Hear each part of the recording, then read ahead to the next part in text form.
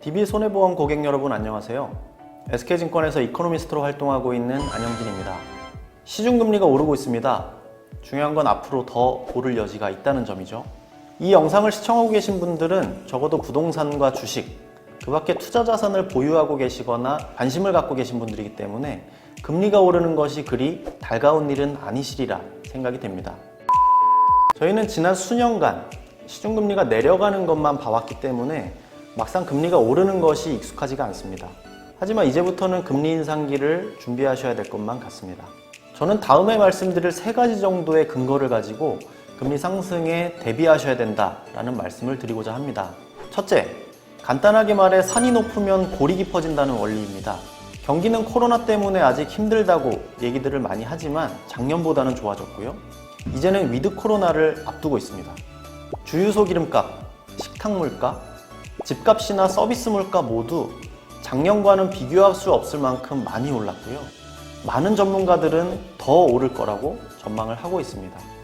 둘째, 정책 결정자들이 시장에 주는 메시지도 명확합니다. 모든 형태의 금리의 근간을 이루는 것은 한국은행이 결정하는 기준금리죠. 이미 지난 8월 달에 코로나 이후 처음으로 기준금리를 올렸고요.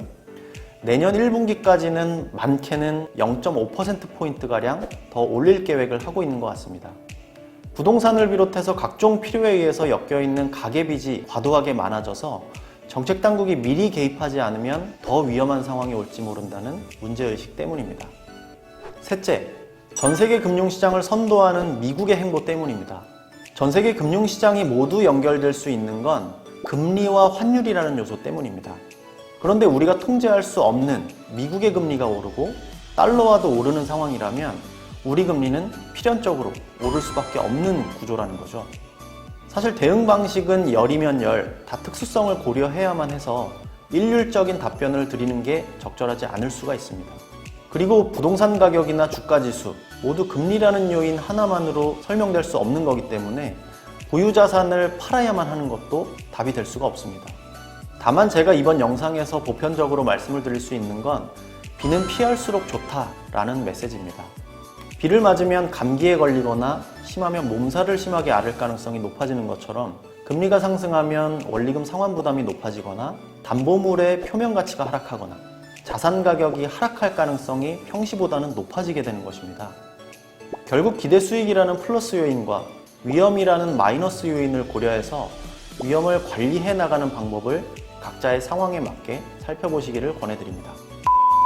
금리 인상의 대처 방안에 대해서 조금 더 자세한 정보를 알고 싶으신 분들은 소셜 매거진 상단의 이전 후 보기를 누르셔서 지난 10월호에 실려있는 금리 관련 칼럼을 한번 읽어보시는 것도 좋을 것 같습니다. 그럼 항상 성공 투자하시기를 기원하면서 이만 마치겠습니다. 감사합니다. 천만 고객과의 약속 DB손해보험.